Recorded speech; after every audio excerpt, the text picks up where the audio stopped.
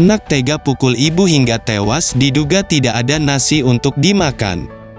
Seorang anak tega memukul ibunya menggunakan kayu bakar hingga tewas.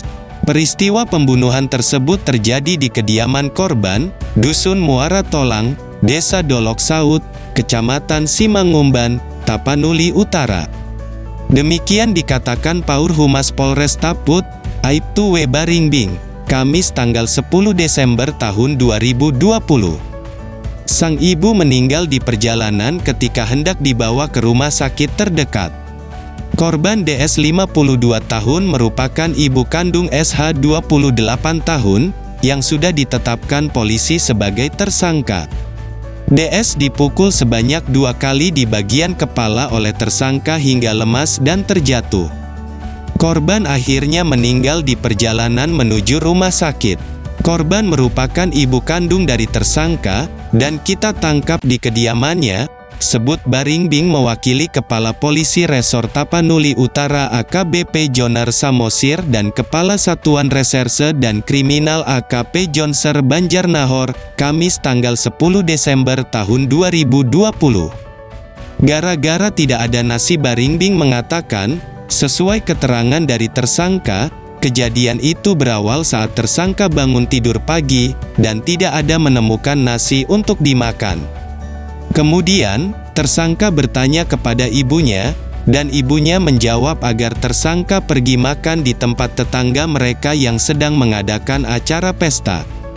Korban menjawab tidak memasak nasi, karena ada tetangga mereka yang sedang membuat acara.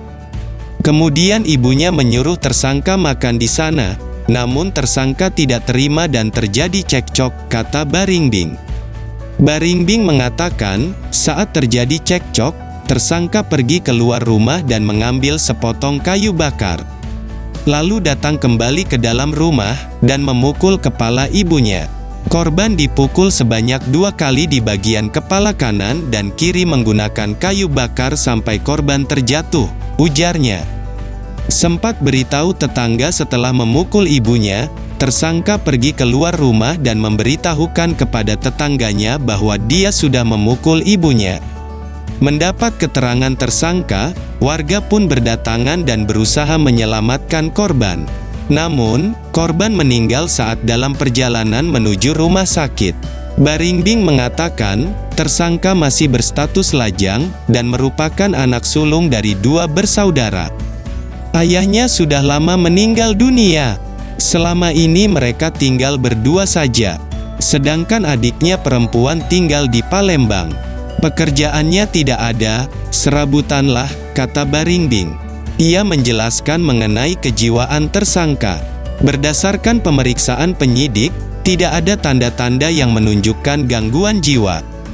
Pelaku juga tidak sedang dalam pengaruh minuman keras dan narkoba. Memang sikapnya pendiam dan kurang terbuka. Tidak ada ke arah gangguan jiwa dan lainnya.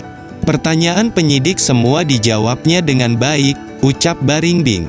Baringbing menyebut, tersangka akan dikenai pasal 338 sub 354 ayat 2 KUHP dengan ancaman hukuman 15 tahun penjara. Demikian Agus Hendri Zulfikar, Jufisal melaporkan.